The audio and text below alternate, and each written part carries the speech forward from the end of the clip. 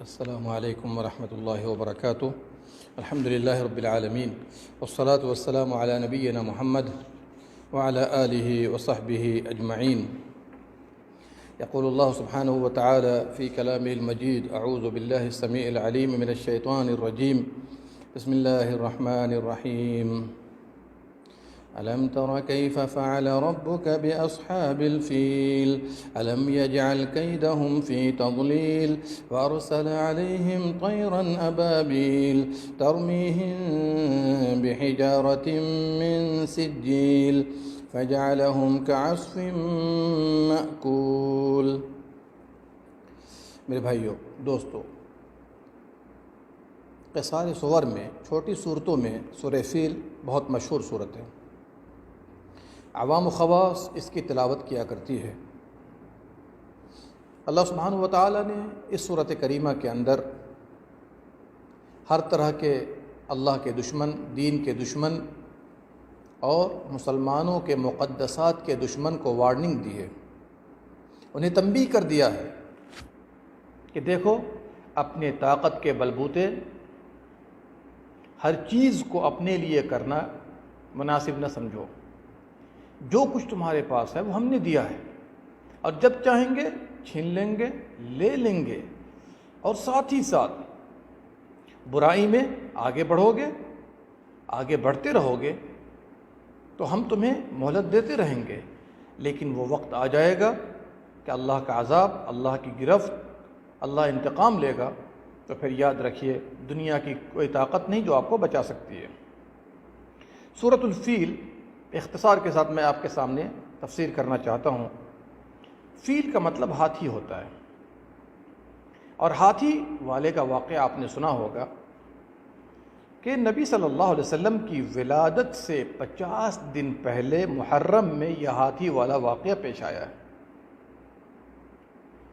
ابرہہ یہ یمن کا نائب وزیر اعظم کہہ دیجئے، نائب بادشاہ کہہ دیجئے، اس نے یمن میں ایک کنیسہ، جس کو کلیسا کہا جاتا ہے، اس نے بنوایا. اس کی کوشش یہ تھی کہ پورے عرب کے لوگ حج کرنے جاتے تھے مکہ مکرمہ، خانہ کعبہ، ان لوگوں کو کیسے پھیرا جائے، تمام لوگ میرے اس کنیسے میں آ کر حج کریں، اس کا طواف کریں.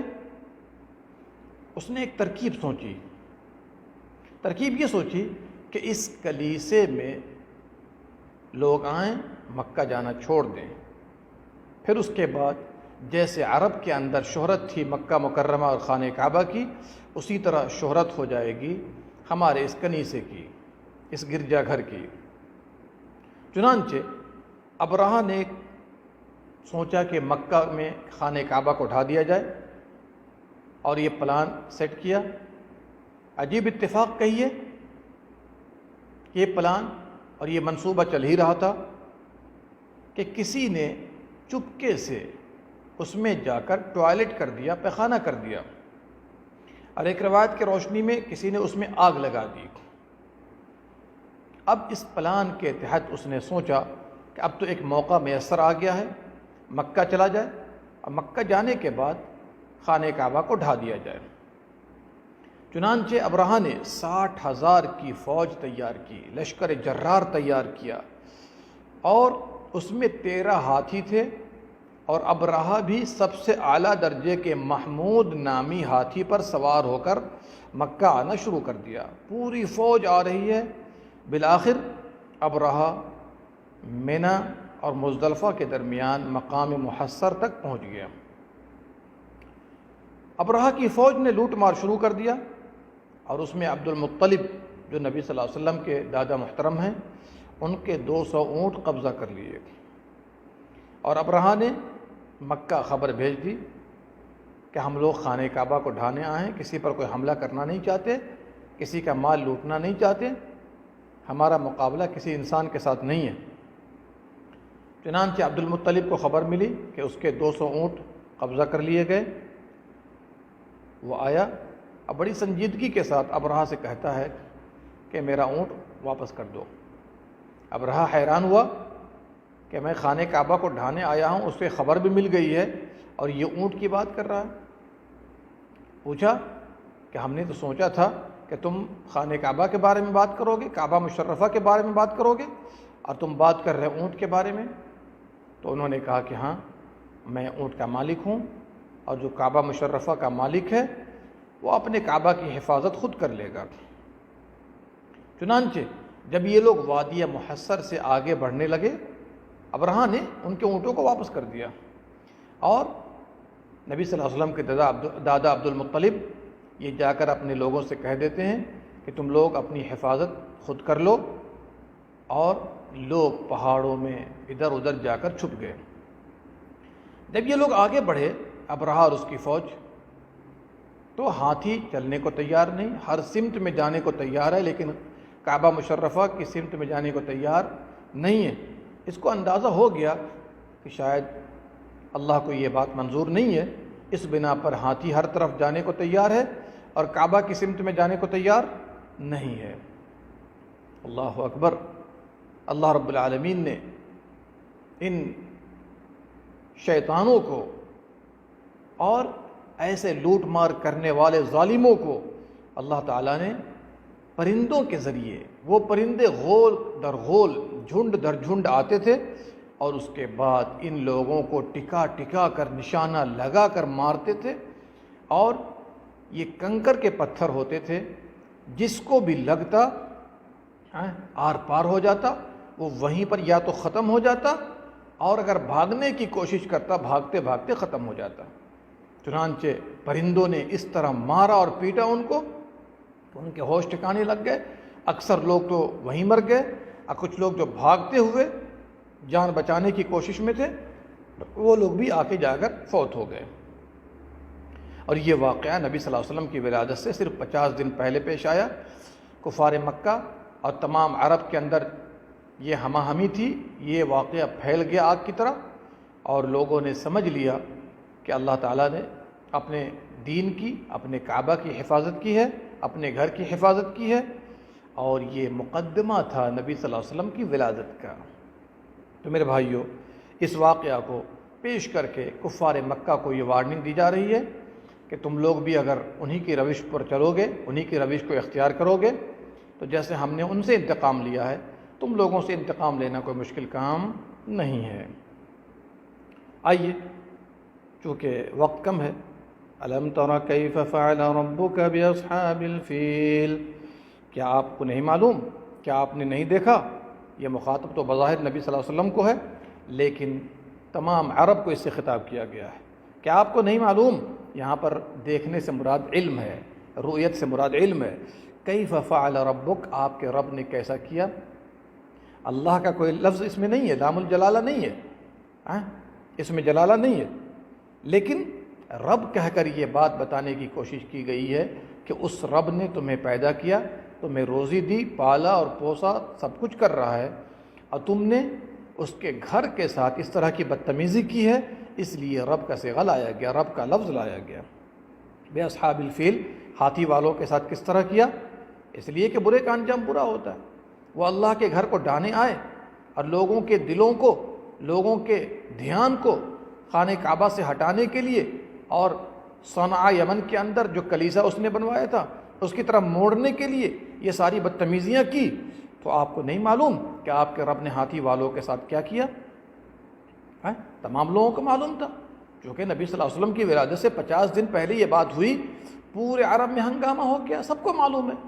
تو جو اللہ ان سے انتقام لینے پر قادر ہے، اگر تم لوگ بھی اسی طرح بدتمیزی کرو گے، مکے والوں، قریش کے لوگوں، تو پھر تم لوگ بھی اسی طرح پیس دیے جاؤ گے۔ آگے چلیے، الم یجعل کیدہم فی تضلیل، کیا ان کے چال کو، ان کے مکر و فریب کو، ان کی سازشوں کو بیکار نہیں کر دیا؟ دیکھیے یہاں پر ایک حکمت پر توجہ کیجیے، وہ تو کھلم کھلا آیا تھا، لیکن یہاں پر اللہ سبحانہ و تعالیٰ نے ان کے چال کو کہا، اور قید کہا جاتا ہے، چال یا سازش مخفی انداز میں کیا جائے تو اس کو قید کہا جاتا ہے۔ تو کعبہ کی تخریب کے بعد اہل عرب کی توجہ اپنے کلیسا کی طرف مبذول کرے، اس سے اس کا مقصد مذہبی فوائد کا حصول نہیں تھا، بلکہ وہ تمام تر تجارتی، معاشی، معاشرتی اور سیاسی فوائد حاصل کرنا چاہتا تھا، لوگوں کے دلوں کو ادھر موڑنا چاہتا تھا، اور جو عزت قریش کے لوگوں کو حاصل تھی وہ یہ حاصل کرنا چاہتا تھا۔ اس بنا پر اللہ سبحانہ و تعالیٰ نے اس کو قید یعنی سازش سے تعبیر کیا ہے۔ چلیے، وَأَرْسَلَ عَلَيْهِمْ طَيْرًا أَبَابِيلَ، دنیا کی ہر چیز اللہ سبحانہ و تعالیٰ کے انڈر میں ہے، اس کی قدرت میں ہے اور اس کا لشکر ہے، ان پر جھنڈ در جھنڈ، ابابیل کسی پرندے کا نام نہیں ہے، ابابیل کہا جاتا ہے غول در غول، جماعت در جماعت، جھنڈ در جھنڈ پرندوں کو بھیجا۔ اس کام کے لیے بھیجا، اللہ جس سے چاہتا ہے انتقام لے لیتا ہے، اور جس پر چاہتا ہے، جو چاہتا ہے مسلط کر دیتا ہے، اس کے لیے کوئی مشکل نہیں ہے۔ بڑے بڑے بادشاہوں کو اس نے تباہ کر دیا، ان کی فوجوں کو تباہ کر دیا، فرعون کو تباہ کیا، حامان، قارون، اس طرح کے بڑے بڑے بدتمیزوں کو تباہ کر دیا اس نے۔ ترمیہم، یہ پرندے کیا کرتے تھے؟ چھوٹے چھوٹے پرندے تھے، اس کے باوجود کارنامہ دیکھیے اللہ کی قدرت کا۔ ترمیہم بحجارۃ من سجیل، کنکروں کے پتھر نشانہ بنا کر مارتے تھے، اور جس پر گرتا تھا یہ پتھر، اللہ اکبر، وہ وہیں ختم ہو جاتا تھا۔ ترمیہم، رمی، تیر اندازی کے انداز میں، جس طرح آدمی نشانہ بنا کر تیر لگاتا ہے، اسی طرح یہ پرندے نشانہ بنا کر پھینکتے تھے، مارتے تھے، اور وہ وہیں ڈھیر ہو جاتا تھا۔ فجعلہم کعصف مأکول، ان کو کھائے ہوئے بھوسے کے مانند بنا دیا، کھائے ہوئے بھوسے کے مانند بنا دیا۔ اللہ اکبر، اتنا بڑا بادشاہ اور اس کی اتنی بڑی فوج، لیکن اس کے باوجود ذرا غور کیجئے کہ اللہ سبحانہ و تعالیٰ جب انتقام لینے پر آتا ہے تو بڑی سے بڑی مخلوق کو بالکل کمتر بنا دیتا ہے، ایسا عذاب دیتا ہے کہ دوسرے لوگ اس سے سبق حاصل کرتے ہیں۔ فجعلہم کعصف مأکول، اسے کھائے ہوئے بھوسے کے مانند بنا دیا۔ جب بھوسا جانور کھا لیتا ہے، اب بالکل کیسے ٹکڑے ادھر ادھر پھینکے ہوتے ہیں، گرے ہوتے ہیں، اسی طرح بڑے سے بڑے لشکر کو، بڑی سے بڑی فوج کو اللہ سبحانہ و تعالیٰ نے بنا دیا ہے۔ تو میرے بھائیوں، اس چھوٹی صورت جو کہ مشہور ترین صورت ہے، اللہ سبحانہ و تعالیٰ نے کئی سارے فائدے ہمیں اور آپ کو دیے ہیں تاکہ ہم اپنی زندگی میں اس کو نافذ کریں۔ پہلی بات یہ ہے، اللہ کی قدرت، اللہ کے عذاب اور اللہ کی پکڑ کو ہم اور آپ نہیں سمجھ سکتے کس انداز میں وہ آتا ہے۔ فَأَتَاهُمُ اللَّهُ مِنْ حَيْثُ لَمْ يَحْتَسِبُوا، وہ اس طرح گرفت کرتا ہے کہ انسان سوچ بھی نہیں سکتا۔ وہ آپ کے اعضاء سے آپ کو ختم کر دے گا، آپ کی بیوی بچوں سے آپ کو انتقام لے لے گا، جہاں چلتے ہیں، بیٹھتے ہیں، کھاتے ہیں، پیتے ہیں، اس سے انتقام لے لے گا، آپ کو نہیں معلوم ہے۔ ہر چیز اللہ کے لشکر ہے، اور اللہ سبحانہ و تعالیٰ جب چاہتا ہے، جس سے چاہتا ہے، انتقام لے لیتا ہے۔ اور یہ کب لیتا ہے؟ جب لوگ نافرمانی میں بہت دور نکل گئے ہوتے ہیں۔ اس صورت سے دوسرا فائدہ کیا سمجھ میں آتا ہے کہ اللہ تعالیٰ نے اپنے بیت حرام کی حفاظت کی ہے، اور جس نے برائی کا ارادہ کیا، اس گھر کو بگاڑنے کا ارادہ کیا، اللہ تعالیٰ نے ان سب کو ہلاک کر دیا۔ آج بھی اللہ سبحانہ و تعالیٰ ایسے لوگوں کے ہلاک کرنے پر قادر ہے جو اس کے گھر، اس کے مذہب، اس کی کتاب، اس کے نبی، اس کے رسول اور نیک بندوں کے ساتھ مذاق کرتے ہیں، ان کو قتل کرنے کی کوشش کرتے ہیں۔ تو آج بھی اللہ سبحانہ و تعالیٰ انتقام لینے پر قادر ہے، شرط یہ ہے کہ ہم اور آپ اسی طرح بن جائیں جس طرح ہم سے اور آپ سے اللہ چاہتا ہے۔ تیسری بات یہ ہے کہ نبی صلی اللہ علیہ وسلم کی ولادت اور بعثت سے پہلے مقدمات کو پیش کر دیا ہے، جیسا کہ ایک مقدمہ آپ کے سامنے آ گیا کہ اللہ تعالیٰ نے ابرہہ اور اس کی فوج کو ہلاک کر دیا، تاکہ مکے کے کافروں کو معلوم ہو جائے کہ نبی صلی اللہ علیہ وسلم کی بعثت کا انکار اور ان کو تنگ کرنے کا انجام کیا ہوگا۔ اس واقعہ سے لوگ اندازہ لگا سکتے ہیں۔ اس کے علاوہ اور بھی بہت ساری علامتیں، نشانیاں نبی صلی اللہ علیہ وسلم کی ولادت سے پہلے ہوئی، جیسا کہ کسریٰ کے ایوان حرکت میں آ گئے، اور نبی صلی اللہ علیہ وسلم کی والدہ محترمہ کو شام اور اس کے محلات، یمن اور اس کے محلات کو دکھا دیا گیا اور وہ روشن ہو گیا۔ چوتھی بات یہ ہے، چوتھا فائدہ، کہ ہر طاغیہ، ہر سرکش، ہر برے لوگوں کا انجام یہی ہوتا ہے جو اللہ رب العالمین اور اس کے حرمات اور اس کے دین کے ساتھ مذاق اڑاتے ہیں۔ پانچویں بات یہ ہے کہ انسان کے اندر جو ہمارا مذہبی مقدسات ہیں، اس کے دفاع کے لیے فکر مند ہونا چاہیے۔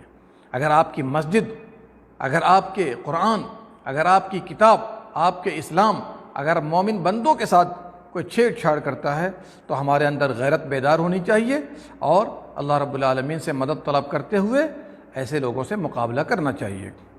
اور آخری بات یہ ہے کہ دور زمانے سے جو نصارہ تھے، یہود تھے، عرب اور اس کے مقدسات پر حسد کیا کرتے تھے، اور اس بنا پر یہ لوگ یمن سے آئے تاکہ مکہ مکرمہ میں بیت اللہ کو ختم کر دیا جائے۔ تو اللہ سبحانہ و تعالی ہم سب کو قرآن کریم کو سمجھنے، اس پر عمل کرنے کی توفیق دے۔ آمین یا رب العالمین۔ اللہم صلی علی نبینا محمد وعلی آلہ وصحبہ اجمعین۔